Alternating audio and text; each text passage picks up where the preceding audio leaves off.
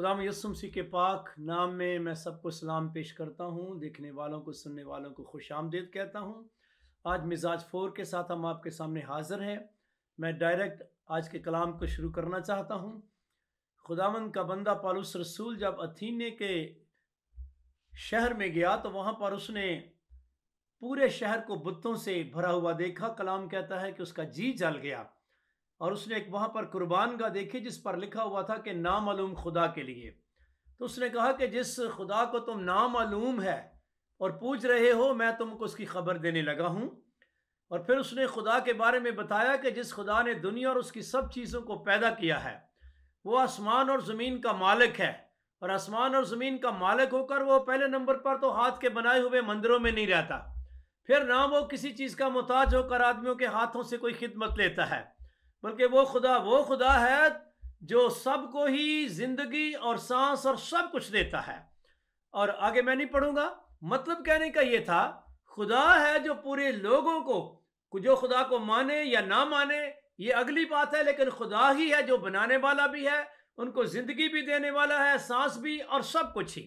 तो रूए जमीन पर जितने भी लोग हैं ये खुदा की निगाह में हैं, इसमें कोई शक व शुबे की गुंजाइश नहीं। मैं चाहता हूं कि अपनी बात को आज शुरू करूं आदम से नहीं बल्कि खुदावंद के बंदा नूह से, क्योंकि इस वक्त रूए जमीन पर जितनी कौमें आबाद हैं वो नूह की नस्ल में से हैं, हाम या सिम या याफ की औलाद में से हैं। नूह जब कश्ती से बाहर निकला, कलाम कहता है कि उसने एक खुदावंद के हजूर सोख्तरी कुर्बानी गुजरानी और खुदावंद उस कुर्बानी की खुशबूली राहत अंगेज, और खुदा ने नूह और उसके बेटों को बरकत दी। यानी यह है वक्त जबकि इंसानी हुकूमत का जमाना शुरू हो जाता है, और खुदा ने बरकत दी और कहा बारवर हो और बढ़ो और जमीन को मामूर करो, और जमीन के कुल जानदारों और हवा के परिंदों पर और तुम्हारी दहशत और तुम्हारा रोब होगा, ये और तमाम कीड़े जिनसे जमीन भरी पड़ी है, समुद्र की कुल मछलियां भी तुम्हारे हाथ में कर दी गई हैं, और ये हर चलता फिरता जानदार तुम्हारे खाने को है। हरी सब्जी की तरह मैंने ये सब का सब तुमको दे दिया है, मर्द इख्तियार में कर दिया है। लेकिन साथ एक बात खुदा ने कही, मगर क्या है, तुम गोश्त के साथ खून को जो उसकी जान है ना खाना। मतलब कहने का यह है कि खुदा जब कुछ इख्तियार देता है तो इसका यह मतलब नहीं कि वह हमें मुख्तार कुल बना देता है। खुदा ने इंसान को इख्तियार तो दिया मगर मुख्तार कुल नहीं बनाया। मुख्तार कुल हमारा खुदामंद यीशु मसीह है, जिसने कहा था कि आसमान और जमीन का कुल इख्तियार मुझे दिया गया है। आदम और हवा को खुदावन ने जब अदन में रखा तो आपने कई दफा पढ़ा है कि खुदा ने कहा कि तुम दरख्तों के जितने भी फल हैं बेरोक ठोक खा सकते हो, लेकिन नेको बद की पहचान के दरख्त का हरगिज नहीं खाना है, जिस रोज तूने खाया तू मरा। तो मतलब कहने का यह है कि खुदा सब कुछ दे देता है, लेकिन इसका यह मतलब नहीं है कि जो आप मर्जी करें, फ्री हैंड में खुदा नहीं देता। मैं डायरेक्ट आगे बढ़ना चाहता हूं। दुनिया के अंदर बैन अल-अक़वामी कुछ हुकूमतें हुई हैं, और सबसे पहले बाबली हुकूमत थी जो वर्ल्ड वाइड हुकूमत थी, उसके बाद मादियों फारसियों की हुकूमत, यूनानी हुकूमत और रोमी हुकूमत। स्लाइड आपके सामने है। मेरी ज्यादा कोशिश ये होती है कि आप ज्यादा से ज्यादा स्लाइड के ऊपर खुद पढ़ें और आगे तरक्की करें। तो मैं आज बाबली हुकूमत तक आपके साथ बात करना चाहता हूं। बाबली हुकूमत में पहला बादशाह जो नबूकदनेस्सर बादशाह के नाम से हुआ, ये वही बादशाह है जिसने कभी इसराइल यानी यहूदा की मुमलकत पर हमला किया था।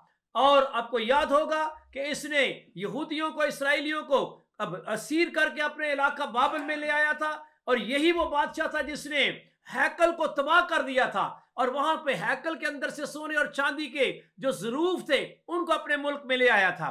आज इस नबूकदनेस्सर बादशाह के बारे में हम सीखना चाहते हैं।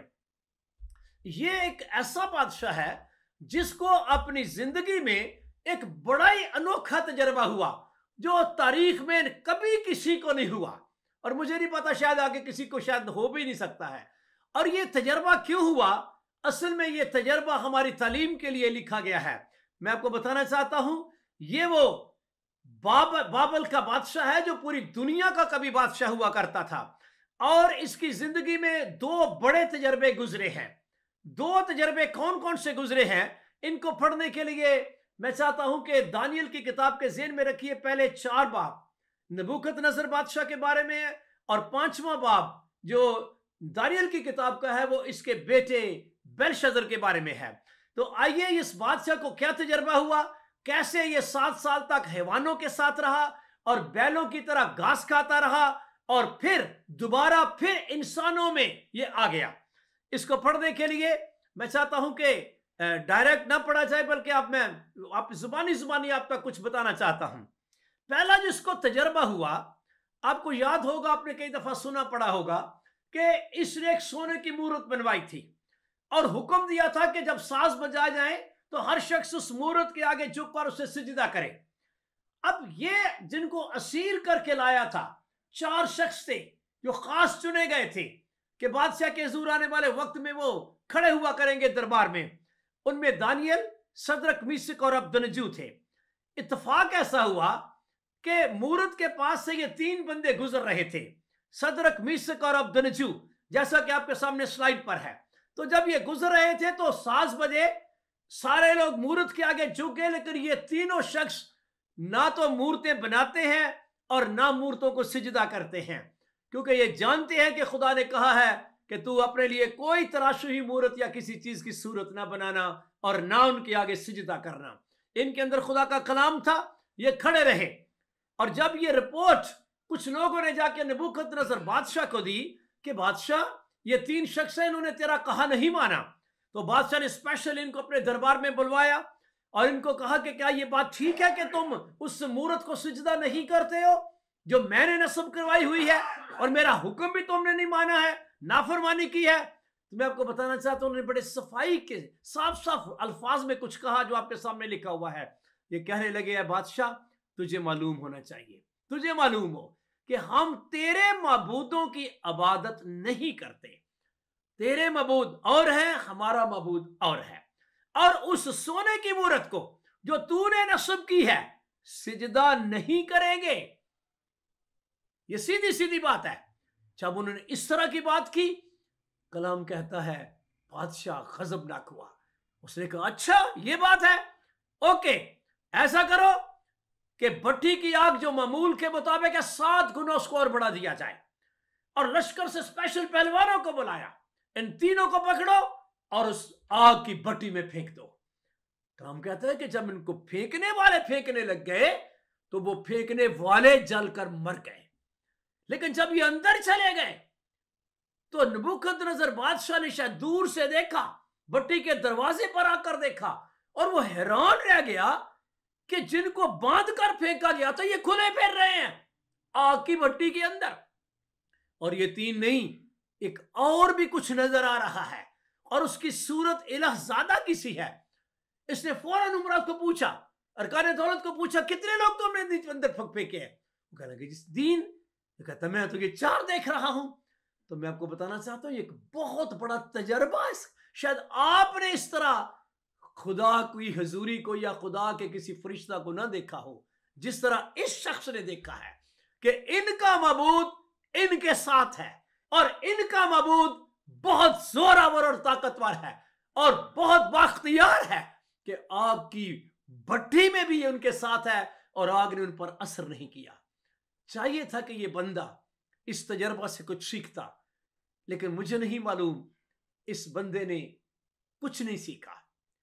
एक दिन ये शख्स अपने महल के अंदर पलंग पर लेटा हुआ था और इसको एक ख्वाब आई, और जब ख्वाब आई तो उसने ख्वाब देखने के बाद फालगीरों को बुलाया, नजूमियों को बुलाया, जो भी समझे जाते थे कि ख्वाब की ताबीर कर सकते हैं उनको बुलाया। उनको कहा कि ये मेरा ख्वाब है तो इसकी ताबीर मुझे बताओ, लेकिन उसकी ताबीर कोई शख्स ना बता सका। आखिर इसने दानियल को बुलवाया। दानियल आया और दानियल को इसने ख्वाब बताया, और मैं चाहता हूं कि आप भी सुने क्या ख्वाब था। नबूकदनेस्सर कहता है, ए दानियल, और वो जानता था कि ये बड़ा खास आदमी है, कहने लगा कि मैंने निगाह की और क्या देखता हूं कि जमीन के वस्त में एक नहायत ऊंचा दरख्त है, और वो दरख्त बढ़ा और वो मजबूत हुआ और उसकी चोटी आसमान तक पहुंची और वो जमीन की इंतहा तक दिखाई देने लगा। उसके पत्ते खुशनुमा थे और मेवा भी फरावां था, और उसमें सबके लिए खुराक थी। मैदान के चरिंदे उसके साया में, और हवा के परिंदे उसकी शाखों पर बसेरा करते थे और तमाम बशर ने उससे परवरिश पाई। कहता जब मैं इस दिमागी रोया को देख रहा था तो मैं क्या देखता हूं कि अचानक एक कुदसी, एक निगहबान यानी एक फरिश्ता आसमान से उतरा और कहने लगा कि इस दरख्त को काटो और उसकी शाखें भी तराशो और उसके पत्ते भी झाड़ दो और उसका फल भी बखेर दो, चिरिंदे उसके नीचे से चले जाएं और परिंदे भी उसकी शाखों पर से उड़ जाए, मगर लेकिन जो उसका तना है, उसकी जड़ों का कुंदा जिसको कहते हैं, जिन पंजाबी च मुड आंदे ने मुड, लेकिन उसकी जड़ों का कुंदा जमीन में बाकी रहने दो, बल्कि उसे लोहे और तांबे के बंधन में से बंधा हुआ मैदान की हरी घास में रहने दो कि वो जो कुंदा है आसमान की शबनम से तर हो और जब तक उस कुंदे के ऊपर 7 दौर न गुजर जाएं, उसका बखरा जमीन के हवानों के साथ रहे और उस कुंदे को उसका दिल इंसान का दिल न रहे बल्कि उसको हैवान का दिल दिया जाए और उस पर 7 दौर गुजर जाए। आगे मेरे भाई पढ़ेंगे 17 आयत। ये हुक्म निगहबानों के फैसले से है। हाँ, दानियल बता रहा है कि दानियल को वो बता रहा है बादशाह के साथ मुझे ये भी आवाज आई है। क्या आवाज आई है सर, पढ़िए। ये हुक्म निगहबानों के फैसले से है और ये अमर कुदसियों के कहने के मुताबिक है ताकि सब जी हयात पहचान, ताकि सब जी हयात जान ले जो जिंदा है, और वो क्या जान ले कि हक ताला आदमियों की मुमलकत में हुक्मरानी करता है। अब बादशाह का ख्वाब सुनकर दानियल ने थोड़ा सा सोचा, खुद भी परेशान हुआ, लेकिन बादशाह ने कहा परेशान ना हो, मुझे इसकी ताबीर बता। तो बादशाह को दानियल साफ साफ कहने लगा है, बादशाह सुन, वो दरख्त जो तूने देखा है ना, वो दरख्त तू ही है, वो जो आसमान की जिस चोटी तक जो पहुंचा था। अब बादशाह वो दरख्त तू ही है जो बढ़ा और मजबूत हुआ, क्योंकि तेरी बुजुर्गी नबूकदनेस्सर, तेरी बुजुर्गी बढ़ी और आसमान तक पहुंची, तुझे वर्ल्ड वाइड खुदा ने बादशाह बनाया और तेरी सल्तनत जमीन की इंतहा तक। और जो बादशाह ने ये देखा ना कि एक निगहबान है, कुदसी आसमान से उतरा है, और वो क्या कह रहा है कि दरख्त को काटो, उसकी जड़ों का कुंदा जमीन में बाकी रहने दो, उसके कुंदे को लोहा और तांबे के बंधन से बंधा हुआ मैदान की हरी घास में रहने दो, और कि वो आसमान की शबनम से तारो, और जब तक उस पर 7 दौर न गुजर जाए उसका बकरा भी जमीन के वानों के साथ हो।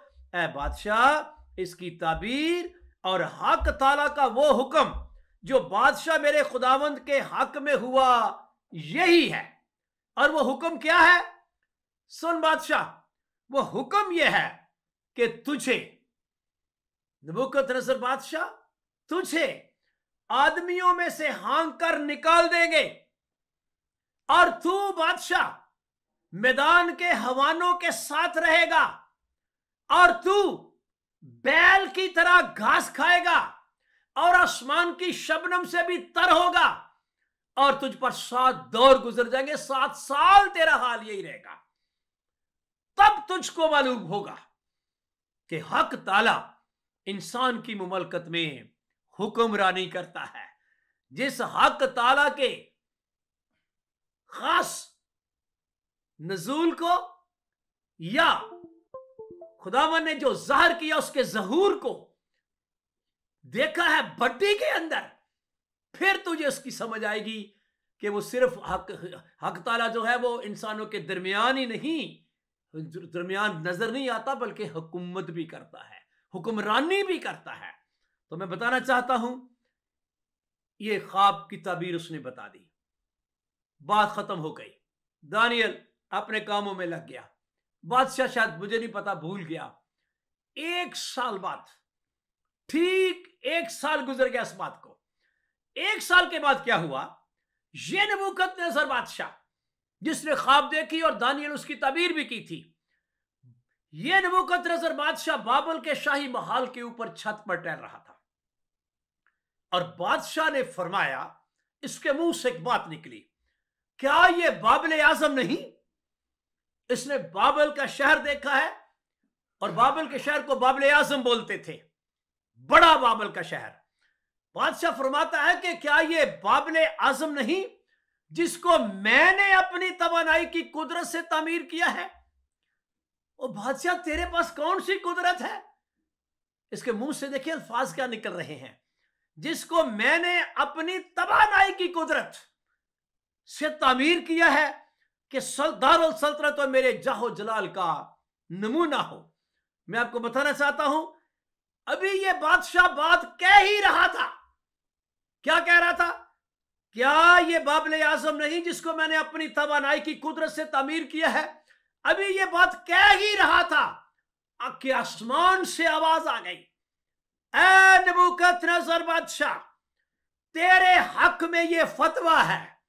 सुन लीजिए, एक तो फतवा हुआ है ना जो दुनिया वाले लगाते हैं, शायद मजहबी अदालतें फतवे लगाती हैं, ऊपर से भी फतवे आते हैं। ऊपर से आवाज आई, नबूकदनेस्सर बादशाह, तेरे हक में यह फतवा है कि तुझे आदमियों में से हाँक कर निकाल देंगे। एग्जैक्ट वही लफ्ज जो कभी इसने ख्वाब में सुने थे, और दानियल ने भी उसकी ताबीर यही की थी कि तुझे आदमियों में से निकाल कर हाँक कर निकाल देंगे और तू मैदान के हवानों के साथ रहेगा और बैल की तरह घास खाएगा। और ये कब तक होगा? 7 दौर तुझ पर इसी तरह ही गुजरेंगे, तब तुझको मालूम होगा, 7 साल घास खाने के बाद तुझे मालूम होगा कि खुदा इंसानों की मुमलकत में हुक्मरानी करता है और जिसको चाहता है देता है। 33वीं आयत पढ़ेंगे मेरे भाई।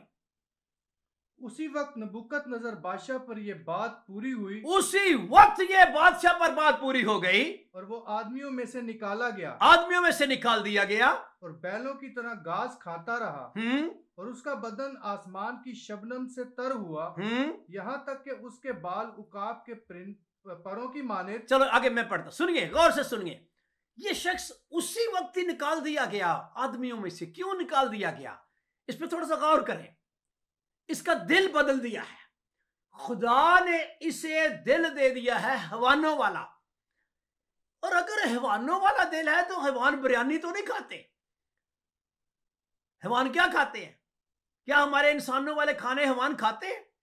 कभी भी नहीं। हैवान का पसंदीदा खाना घास है, घास। उसको अच्छी सी घास मिलेगी, एक तरफ हैवान के आगे घास हो, एक तरफ देगे रख दो, वो देगों की तरफ नहीं जाएगा, वो घास की तरफ जाएगा। अब इस बादशाह का दिल हैवानों जैसा दिल हो गया है। और मैं आपको बता दूं कि जैसा हमारा दिल होगा वैसे ही हम खुराक खाएंगे। इस बात को कभी फेंकना नहीं। आपको पता कितना भी अच्छा खाना आपके सामने रख दिया जाए और आपको कहेंगे खाए खाए, तो आप कहेंगे यार नहीं, मेरा दिल नहीं कर रहा। और अगर आपका कोई पसंदीदा खाना और आपका दिल करे खाने को, तो आपका दिल ये भी करेगा कि यार कहीं मुझे वो पंजाबी कहते हैं सुलह ही मार लें तो मैं थोड़ा सा टेस्ट खा ही लवा। तो इसका मतलब है खाने का गहरा तलक दिल के साथ है। इंसान का दिल खाने के साथ अटैच है। आप वो चीज खाते हैं जिसको खाने को आपका दिल करता है। मैं समझता हूं कि इस वक्त दुनिया में बहुत सी ऐसी चीजें खाई जा रही हैं जो इंसानों के खाने की नहीं। दुनिया का मुझे नहीं पता, मैं पाकिस्तान में हूं। पाकिस्तान में खास बिलखसूस मैं कराची शहर का रहने वाला हूं। इस वक्त कराची शहर में गुटखा लोग बड़े खुश होकर खाते हैं, कई नस्वार बड़े खुश होकर खाते हैं, कई पान बड़े खुश होकर खाते हैं। रोटी खाए ना खाए पान ही खाते जाते हैं। तो असल में प्रॉब्लम क्या है? इनका दिल कर रहा है पान खाने को, किसी का दिल कर रहा है नस्वार खाने को, किसी का मतलब मेरा कहने का मतलब यह है कि खाने का गहरा तलक आपके दिल के साथ है। ये इसलिए घास खाता रहा है, जैसे आपकी तस्वीर सामने बनी हुई है। हो सकता है इसको कहते हो बादशाह खाना तैयार है, तो बादशाह साहब कहते हैं मैंने नहीं खाना खाना। कहां जा रहे हो? और मैं उधर बाहर जा रहा हूं, मेरा दिल घास खाने को कर रहा है, और घास ले आओ। कहते होंगे बादशाह को क्या हो गया? अगर बादशाह था, एक दिन घास लाए होंगे, दूसरे दिन घास लाए होंगे, मुझे नहीं पता, एक हफ्ता तक तो वो घास लाते रहे। परेशान हो गए, यार बादशाह को हो क्या गया है? बादशाह कहते हो घास लाओ। वो कहते हैं बादशाह घास वालों के पास ही चला जा। तो फिर तो उन्होंने छोड़ दिया और ये खुश होकर चला भी गया घास खाने वालों के साथ, बैलों की तरह घास खाता रहा और उधर ही सो जाया करता। इसको पलंग भी भूल गया है, इसको महल भी भूल गया है। अब खुद सोचे कि क्या ये अजीब और अनोखा वाकया है। इसकी बीवियां, और मुझे नहीं पता इसके कितने बच्चे थे, नहीं तो राया तो थी, उमरा तो थे, उन्होंने अपनी आंखों से इसको बैलों के साथ खाते और घास खाते और बैलों के साथ सोते, और जैसे शबनम बैलों पर पड़ती थी इसी तरह इसके ऊपर भी पड़ती रही है। और सिर्फ यही नहीं हुआ, मुझे लगता है इसने महल में आना छोड़ दिया है, और अब लोगों ने भी लगता है इसके पास जाना छोड़ दिया है। कलाम कहता है उसके बाल उकाब के परों की मानत और उसके नाखून परिंदों के चंगल की मानत बढ़ गए। जब बंदे का दिल हैवानों जैसा हो जाए तो उसको नहीं फिक्र होती कि मैंने बाल कटवाने हैं कि नहीं कटवाने। मैं कई दफा सोचता हूं ये लंबे बाल रखने वाले, इनके को दिल को तो प्रॉब्लम नहीं हो गया, कहीं इनके दिल को नबूकदनेस्सर जैसा तो नहीं हो गया, क्योंकि उसको तो पता ही नहीं है कि बाल भी कटवाने हैं। और फिर उसके नाखून, ये नाखून जो पाकिस्तान के अंदर, मुझे नहीं पता बाहर या क्या प्रॉब्लम है दुनिया के अंदर, कई हमारी प्यारी बहनें हैं जो अपने नाखून नहीं कटवाती। गौर से मेरी बात को मेरी बेटियों मेरी बहनों सुनना, ये नाखून जो बढ़ने वाला मामला है, अगर नाखून बढ़ते जाए तो ये परिंदों का चंगल बन जाता है। अपने नाखून को जरूर चेक करें कि आया आपके हाथ जो है इंसानों के हैं या कि ये परिंदों का चंगल है, यानी परिंदों के पंजे तो नहीं। ये आपके सामने तस्वीर है। मैं कोई ऐसी बात नहीं कर रहा कि मैं किसी का दिल जारी कर रहा हूं, लेकिन मैं सच्चाई की बात कर रहा हूं कि जब बंदा अपने बालों को ना संवारे कलाम के मुताबिक, और जब बंदा अपने हाथों के नाखूनों को भी बढ़ने दे, एक्शन ना ले, तो प्रॉब्लम दिल को है। इसका मतलब है दिल का प्रॉब्लम है। इसीलिए कलाम में लिखा है दिल, अपने दिल की खूब हिफाजत कर, क्योंकि जिंदगी का सर चश्मा यही है। आप भी चेक करें कहीं आपके नाखून बढ़ तो नहीं गए या बढ़ तो नहीं रहे, और आपके बाल कहीं ऐसे तो नहीं बढ़ते जा रहे। भाइयों के लिए मेरी खास दरख्वास्त है वो अपने बालों पर फिक्र करें, और बहनों के लिए मेरी दरख्वास्त है वो अपने नाखूनों का फिक्र करें। तो मतलब कहने का यह है कि जब इसकी यह हाल हुआ तो यह 7 साल तक इसका यह हाल हुआ। 7 साल के बाद कलाम कहता है कि इसकी अकल दोबारा इसमें आ गई। मैं चाहता उसको पढ़ा जाए 34वीं आयत। जी 34वीं आयत। और इन अयाम के गुजरने के बाद मैं नबूकदनेस्सर ने आसमान की तरफ आंखें उठाई। ये कैसे हुआ 7 साल के बाद? आप ऊपर कैसे?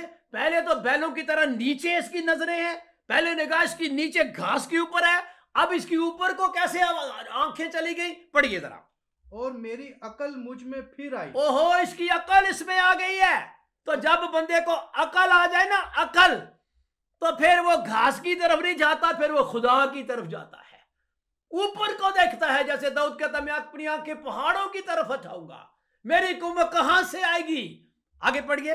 और मैंने हक ताला का शुक्र किया और उस हय्युल कय्यूम की हम्दो सना की। उसने शुक्र किया, मेरी अकल आ गई है। वो मैं क्या खा रहा हूं, वो मेरे बालों को, वो मेरे पांव के नाखूनों, ये क्या बना हुआ? मैं इंसान हूं? क्या हूं मैं? अकल। ये वही बात है जो कभी दाऊद ने कही थी, ना हो कोड़ियां खचरा मांगर तू ते कुछ भी नहीं है समझो नानू। समझ आ गई। ये वही बात है जिसकी पौलुस बात करता है, समझ में जवान बनो। फिर आगे पढ़िए सर। जिसकी सल्तनत अब्दी और जिसकी मुमलिकत पुश्त दर पुश्त है। अब उसे शुक्र करना, खुदा का शुक्र कर रहा है, खुदा का शुक्र करना शुरू कर दिया। बल्कि आगे पढ़िए, हमदो सना की। और जमीन के तमाम बाशिंदे नाचीज गिने जाते हैं, और आसमानी लश्कर और अहले जमीन के साथ जो कुछ चाहता है करता है, और कोई नहीं जो उसका हाथ रोक सके, हाँ, या उससे कहे कि तू क्या करता है। ये खुदा तूने क्या किया है? ये तूने किया क्या है कि मुझे बैलों के साथ, और 7 साल मुझे गुजर गए हैं? खुदा कर सकता है, खुदा कर सकता है। मैं सोचता हूं आजकल खुदा क्यों नहीं ऐसा कर रहा? उस वक्त खुदा ने ऐसा क्यों किया है? शायद इसलिए किया है कि आने वाले वक्त में लोग सीखें, इबरत पकड़ें। आगे पढ़िए सर। उसी वक्त मेरी अकल मुझ में फिर आई। उसी वक्त मेरी अकल मुझ में फिर आई। और फिर क्या हुआ? और मेरी सल्तनत की शौकत के लिए मेरा रौब और दबदबा फिर मुझ में बहाल हो गया। हाँ जी। और मेरे मशीरों और अमीरों ने मुझे फिर ढूंढा। फिर ढूंढा। और मैं अपनी मुमलिकत में कायम हुआ। मुझे वापस महल में ले गए, मुझे वापस दरबार में ले गए, मुझे तख्त मिल गया, दोबारा ताज मेरे सर पर रख दिया गया। हाँ जी। और मेरी अजमत में अफजूनी हुई। और फिर क्या कहता है? अब मैं, गौर से सुनना, ये नबूकदनेस्सर की गवाही समझ ले या नबूकदनेस्सर की अपनी आवाज है। कहता है अब मैं नबूकदनेस्सर आसमान के बादशाह की सताइश और तकरीम और तज़ीम करता हूं। अब मैं उसको इज्जत देता हूं क्योंकि वो अपने सब कामों में रास्त और अपनी सब राहों में आदल है, और जो मगरूरी में चलते हैं उनको जलील कर सकता है। मैं आपको बताना चाहता हूं, ये वो शख्स जो कभी सोने की मूर्तें बनवाता और उनको ऊंची जगह पर नस्ब करवाता और साज बजवाता और कहता था इसको सिजदा करो, अब इसने मूर्तियों को निगेट कर दिया है, खत्म कर दिया है, और अब ये खुदाए वाहद का परस्तार बन गया है, प्रस्तुत करने वाला बन गया है, सताइश करने वाला बन गया है, तकरीम और तज़ीम करने वाला बन गया है। इस वाकया ने इसकी रूहानी जिंदगी बदल दी है। इसने मूर्तें खत्म कर दी है और एक नया रास्ता जो खुदा की तरफ वाला है उसको अपना लिया है। पौलुस रसूल इन बातों को बड़ी खूबसूरती के साथ बयान करता है, और वो कह रहा था कि खुदा ही है जो सब कुछ देता है। खुदा ने इज्जत इसको दी, कोई शक नहीं, इसको बादशाह बनाया, और बैलों के साथ भी खुदा ने इसको रख दिया, दिल तब्दील करके। ये बैल नहीं बना, हैवानों वाला दिल होने के सबब से ये बैलों के साथ रहा है। तो यूं इसको समझ आ गई कि हक ताला आदमियों की मुमलकत में हुक्मरानी करता है और उसे जिसको चाहता है देता है। दूसरे लफ्ज़ों में मुमलकतें तो इंसान की है मगर हुक्मरानी खुदा की है। चूंकि खुदा हुक्मरानी करता है, यही वजह है पतरस रसूल अपने खत में कह रहा था खुदावंद की खातर, यानी खुदावंद को खुश करने की खातर, क्योंकि हुकूमत उसकी तरफ से, हुक्मरानी उसकी तरफ से है। इंसान के हर एक इंतजाम के ताबे रहो। और पौलुस ने भी इसको खूबसूरती से बयान किया, हर शख्स आला हुकूमतों के ताबे रहे, क्योंकि कोई हुकूमत ऐसी नहीं जो खुदा की तरफ से ना हो, और जो हुकूमतें मौजूद हैं वो खुदा की तरफ से मुकर्रर हैं। मैं चाहता हूं हमें हर वक्त खुदा के हुक्मों को सामने रखना है, और जहां पर खुदा ने हमें रखा है हमने वहीं रहना है, और जो कुछ खुदा ने हमारे खाने को कहा है वही खाना है, जो कुछ पहनने को कहा है वही पहनना है, जो कुछ पीने को कहा है वही कुछ पीना है, यानी अपनी तरतीब को ठीक रखना है। पौलुस रसूल अपने खत में लिखता हुआ बड़ी खूबसूरती के साथ कुरिन्थियों की कलीसिया को बता रहा था कि बाइबल मुकद्दस की एक खानदानी तरतीब है और ये खुदा की तरतीब है, ये हमारी अपनी तरतीब नहीं, कि किस तरह औरत का सर मर्द है, मर्द का सर मसीह है और मसीह का सर खुदा है। अब ये सारी बातें जो वाकयात हैं, मैं बहुत बड़ा वाकया पढ़ा है और एक अनोखा वाकया आपके सामने बयान किया है। पौलुस रसूल कहता है ये जितनी बातें लिखी गई हैं ना, पहले वो दानियल की किताब में हो या यसाया की किताब में हो, वो हमारी तालीम के लिए लिखी गई है, हम उनसे तालीम पाएं। तो हमने क्या तालीम सीखी है? खुदा मगरूरों का मुकाबला करता है, क्योंकि इसके अंदर मगरूरी आ गई थी। क्या ये बाबले आजम नहीं जो मैंने अपनी तवानाई की कुदरत से? और फिर हमें यह भी खुदा सिखाता है कि अपनी जुबान को लगाम दे, क्योंकि ख्वाब को आ गया, 1 साल तक कुछ नहीं हुआ इसके साथ जब तक इसके मुंह से ये अल्फाज नहीं निकले। तो इसका मतलब है जब हमारे मुंह से कुछ निकले तो हमें सोचना पड़ेगा कि मैं कोई ऐसी बात तो नहीं कर रहा जिसमें मगरूरी पाई जाती है, क्योंकि कलाम में लिखा है जो अपने आप को बड़ा बनाएगा छोटा किया जाएगा। और फिर मेरे खुदावंद के अल्फाज है, आदमी अपनी बातों ही के सबब से रास्तबाज और बातों ही के सबब से नाराज ठहराया जाएगा। मैं एक तरफ इस बादशाह को देखता हूं, बाबल के बादशाह नबूकदनेस्सर को जो पूरी दुनिया का बादशाह है, और एक तरफ मैं खुदावंद यीशु मसीह बादशाह को जो बादशाहों का बादशाह देखता हूं। इसके मिजाज में, इसकी तबीयत में और मेरे खुदावंद यीशु मसीह की तबीयत में बहुत फर्क है। इसीलिए तो हमने इस मजमून को चुना था कि आप अपने मिजाज को परखें और वैसा ही मिजाज रखें जैसा मसीह यीशु का भी था। हासिल कलाम यह है कि हक ताला आदमियों की मुमलकत में हुक्मरानी करता है और उसे जिसको चाहता है देता है। देने से मुराद यह है कि खुदा चाहे तो वो किसी को हैवानों का दिल भी दे सकता है, यह भी ज़हन में रखिए। सिर्फ इज्जत ही नहीं दे सकता, जलील भी कर सकता है। तो हम खुदा के कलाम के मुताबिक डरें। अब मैं थोड़ा सा आगे बढ़ना चाहता हूं दूसरे बादशाह की तरफ। इसी नबूकतनेस्सर बादशाह का बेटा बेलशस्सर, कोशिश करते हैं कि स्लाइड की वजह तरतीब के साथ आप बेहतर सीख सकें। ये जो कुछ मैंने वाकया पढ़ा है या बयान किया है, बाइबल मुकद्दस बता रही है, ये जो कुछ इस बंदे के साथ हुआ है, क्या इसकी बीवियां देख नहीं रही थी? नबूकतनेस्सर की बीवियों ने अपनी आंखों से देखा है, उमरा ने अपनी आंखों से देखा है, इसके अपने बेटे बेलशस्सर ने भी देखा है मेरे बाप के साथ क्या हुआ है। मेरे बाप को हुआ क्या है कि ये घास खा रहा है? मेरे बाप को हुआ क्या है कि इसके जो नाखून है वो बढ़ गए हैं और बाल भी बढ़ गए हैं, वगैरह वगैरह। ये सब इसकी आंखों ने देखा था। बेलशस्सर इसके बेटे ने, जब वो इसकी जगह बादशाह बना, नबूकतनेस्सर तो दुनिया से चला गया, कलाम कहता है कि जब ये बादशाह बना तो अब 5वां बाब शुरू हो जाता है दानियल की किताब का। तो उसने अपने 1000 उमरा की बड़ी धूमधाम से ज़ियाफत की और उनके सामने मैं पी, और ये मैं में इतना मसरूर हो गया, दूसरे लफ्जों में पागल हो गया, कि कहता है कि जी वो सोने और चांदी के ज़रूफ जो कभी मेरा बाप नबूकतनेस्सर यरूशलेम की हैकल से निकाल कर लाया था, वो लाए गए बर्तन, और उन बर्तनों के अंदर इस बेलशस्सर बेटे ने, जो नबूकतनेस्सर का बेटा है, उमरा के साथ, बीवियों के साथ और अपनी हरमों के साथ मैखारी की। और जब वो मैखारी कर रहा था, कलाम कहता है कि फौरन एक बड़ा अजीब वाकया हुआ। वाकया क्या हुआ? उसी वक्त, पढ़िए सर जरा 5वीं आयत। उसी वक्त आदमी के हाथ की उंगलियां जाहिर हुई, उसी वक्त आदमी के हाथ की उंगलियां जाहिर हुई, और उन्होंने शमादान के मुकाबिल बादशाही महल की दीवार की गज पर लिखा। क्या लिखा? और बादशाह ने हाथ का वो हिस्सा जो लिखता था देखा। अब बादशाह ने वो हाथ का हिस्सा देखा है जो नमूदार हुआ है, जाहिर हुआ है, और उसको देखा है कि वो क्या लिख रहा है। हाँ जी, पढ़िए जरा। तब बादशाह के चेहरे का रंग उड़ गया। तब बादशाह के चेहरे का रंग उड़ गया, और उसके ख्यालात उसको परेशान करने लगे, यहाँ तक कि उसकी कमर के जोड़ ढीले हो गए। पढ़ते जाइए। और उसके घुटने एक दूसरे से टकराने लगे। बादशाह ने चिल्लाकर कहा कि नजूमियों और कसदियों और फालगीरों को हाजिर करें। हाँ जी। बादशाह ने बाबल के हकीमों से कहा कि जो कोई इस नविश्ते को पढ़े और इसका मतलब मुझसे बयान करे, अर्गवानी खिल्लत पाएगा और उसकी गर्दन में जरीन तोक पहनाया जाएगा, और वो मुमलिकत में 3रे दर्जे का हाकिम होगा। चलो बाकी बातें मैं चाहता हूं आप खुद भी अपने घर में पढ़े, और 11वीं आयत में आ जाइए जरा जी।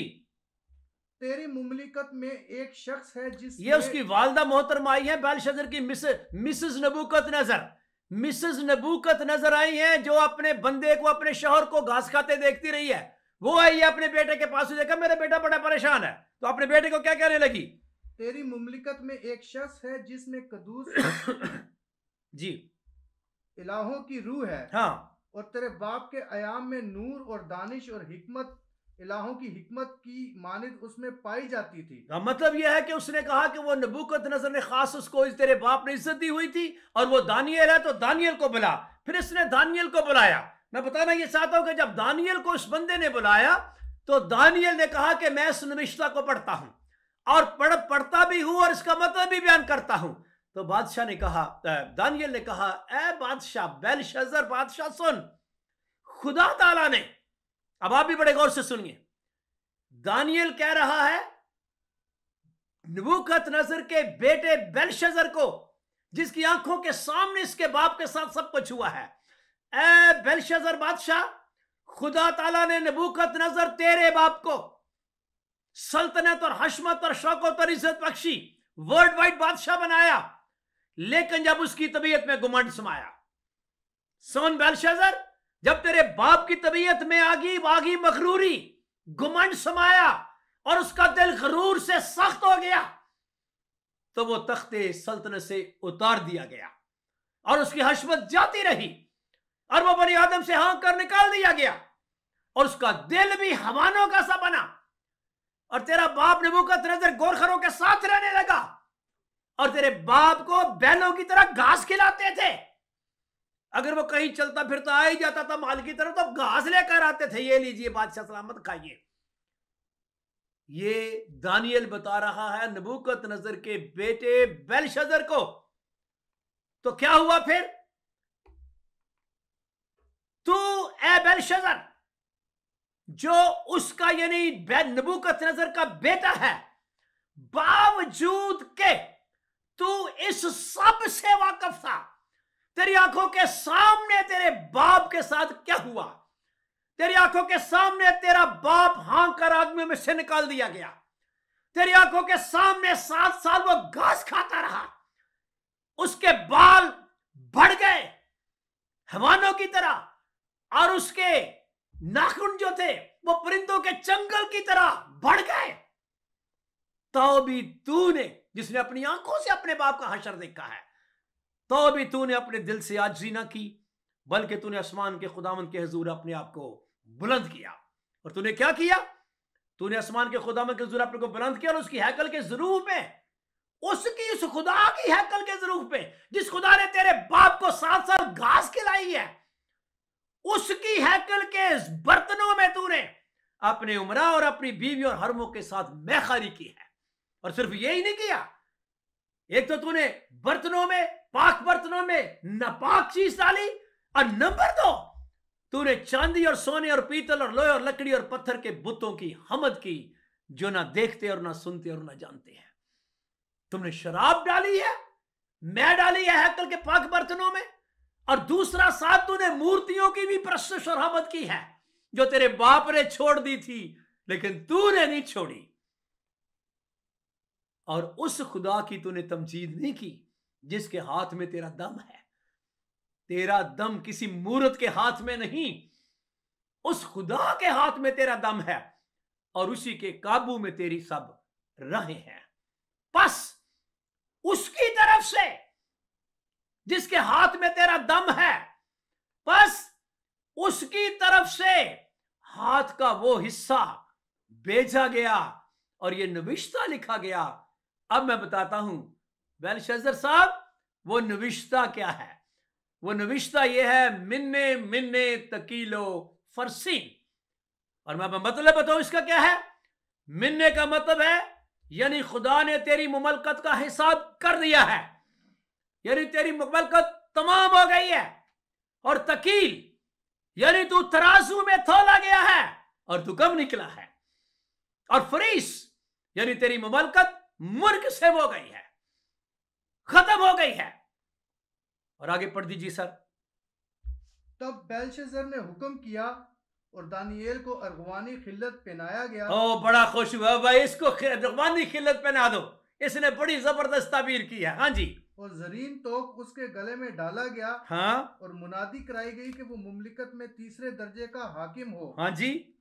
उसी रात को बेलशस्सर कसदियों का बादशाह कत्ल हुआ। उसी रात इस बंदे ने अगले दिन का सूरज नहीं देखा। मैं आपको बताना चाहता हूं, जिस शख्स ने पाक बर्तन को नापाक किया है, हैकल के बर्तनों को, और जिसने मूर्तियों को नहीं छोड़ा, जिसने शराब भी नहीं छोड़ी और जिसने बुत परस्ती भी नहीं छोड़ी, ये 2 गुनाह इसने बड़े जोशो खरोश से किए। मैं आपको बताना चाहता हूं, पौलुस की बात को याद रखिए, ये जितनी बातें लिखी गई हमारी तालीम के लिए लिखी गई। इस शख्स ने अगले दिन का सूरज नहीं देखा और अगला दिन इसकी बादशाही में हुआ ही नहीं है। अगला दिन किसी और बादशाह को खुदा ने दे दिया है। और कलाम कहता है, और दारा मादी ने 62 वर्ष की उम्र में उसकी यानी बेलशस्सर की या बाबली हुकूमत की सल्तनत हासिल की। मेरे भाई, मेरी बहन, मेरी बेटी, मेरे बुजुर्ग, ये बहुत बड़े वाकयात हैं बाप और बेटे के। ये ऐसे नहीं लिखे हुए।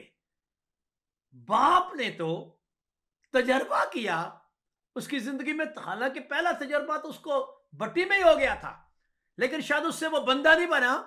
घास खाकर मेरे ख्याल में उसको दिमाग ठीक हो गया है।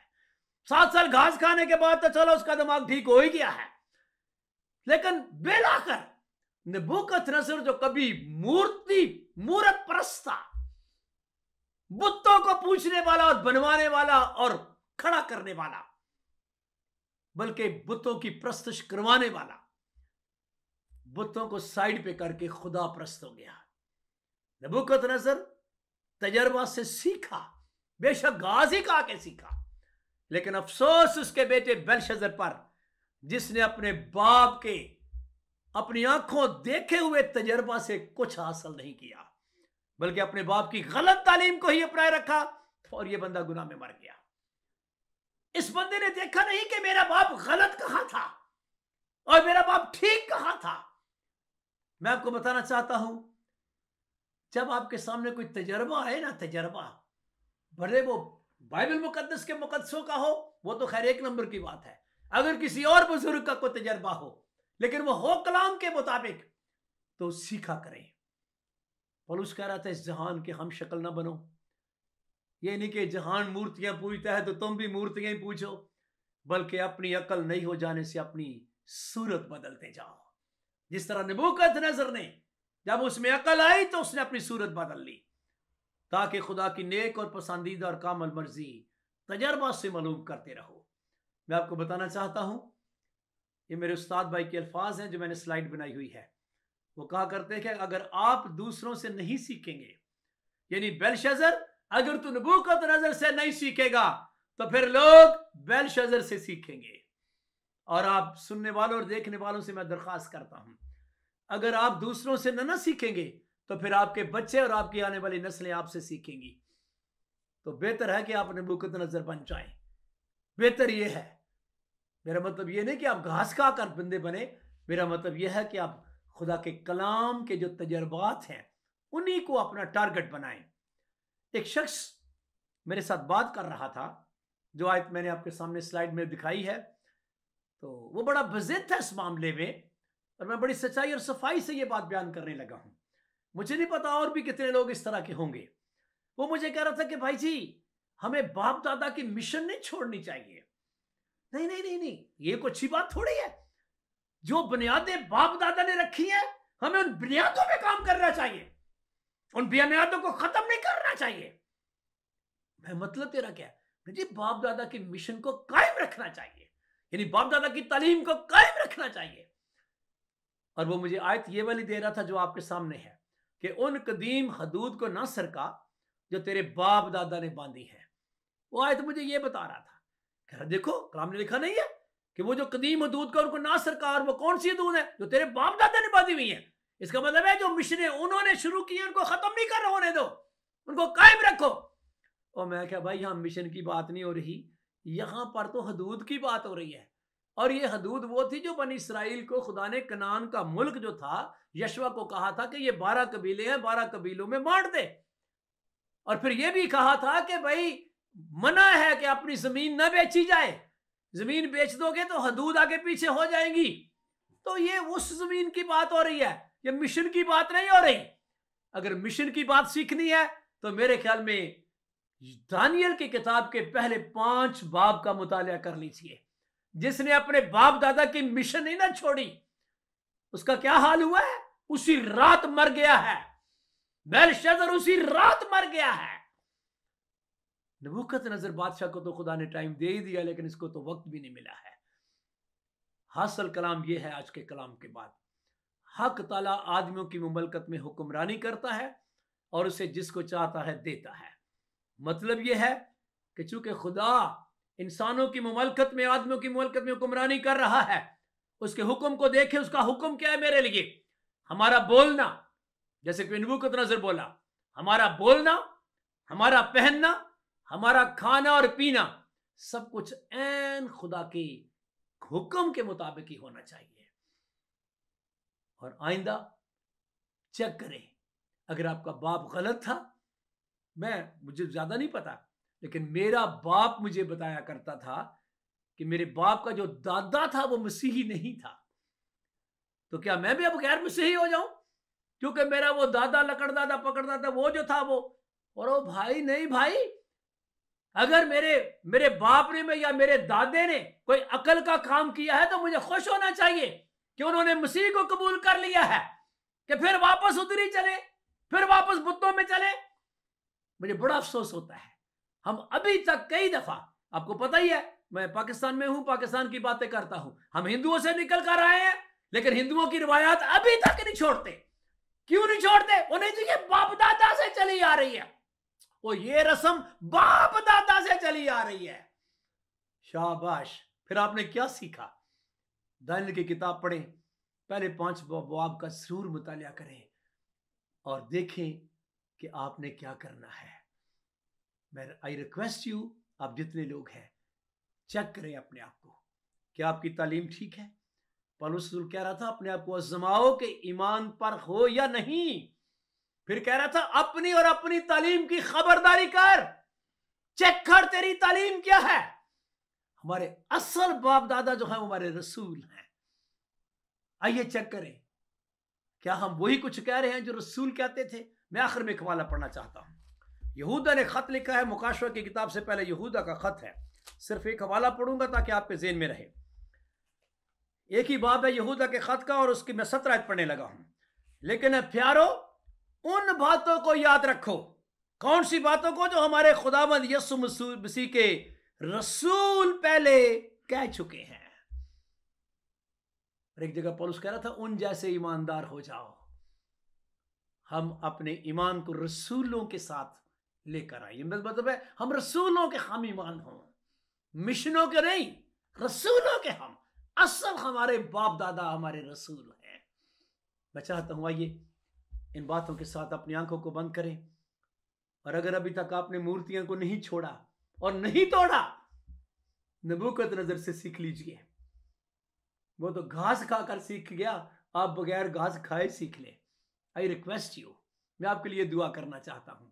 अगर आप शराब पीते हैं तो पता है आपका जो मकदस है ये पाक है। अगर आप इस पाक मकदस में शराब डाल रहे हैं तो आप वही कर रहे हैं जो कभी बेलशज़र ने किया था कि हैकल के बर्तनों में, पाक बर्तनों में उसने महक की थी। मैं आपके लिए दुआ करना चाहता हूं। खुदा के दूस ये मेरे सुनने वाले बिलखसूस मसीही बहन भाई, ऐ खुदावंद मेरे खुदा, अगर ये अपने मकदस में मैं डाल रहे हैं तो खुदावंद इन्हें माफ भी कर और इनको तब्दील होने का फजल दे। और अगर ये अभी तक बाप दादा की मूर्तियों को ये अभी तक पूज रहे हैं तो मैं इनके लिए भी दुआ करता हूं मेरे खुदावंद, बेलशज़र से सीखें, नबूकदनेस्सर से सीखें मेरे खुदावंद मेरे खुदा। तेरा कलाम मेरे कदमों के लिए चिराग और मेरे राह के लिए रोशनी है। इनको बड़ी दिलेरी अता कर मेरे खुदावंद, दिलेरी अता कर मेरे खुदा। दानियल की तरह दिलेर होने का फजल अता कर, जिसने सच्चाई को सच्चाई के साथ बयान किया है मेरे खुदावंद मेरे खुदा। यीशु के नाम के वसीले से मांगते हैं, आमीन। खुदा उनकी सिखाई हुई दुआ मांगते हैं। ऐ हमारे बाप, तू जो आसमान पर है, तेरा नाम पाक माना जाए, तेरी बादशाही आए, तेरी मर्जी जैसे आसमान पर पूरी होती है जमीन पर भी हो। हमारे रोज की रोटी आज हमें दे, जिस तरह हमने अपने कर्जदारों को माफ किया है तू भी हमारे कर्ज हमें माफ कर। हमें आजमाइश में ना ला बल्कि बुराई से बचा, क्योंकि बादशाही, कुदरत और जलाल हमेशा तेरे हैं, आमीन। खुदावंद आपको बरकत दे और आपको महफूज रखे। खुदावंद अपना जलाली चेहरा आप पर जलवागर फरमाए और आप पर मेहरबानी रहे। खुदावंद अपना जलाली चेहरा आपकी तरफ मतवज्जो रखे और आपको बड़ी सलामती बख्शे, आमीन।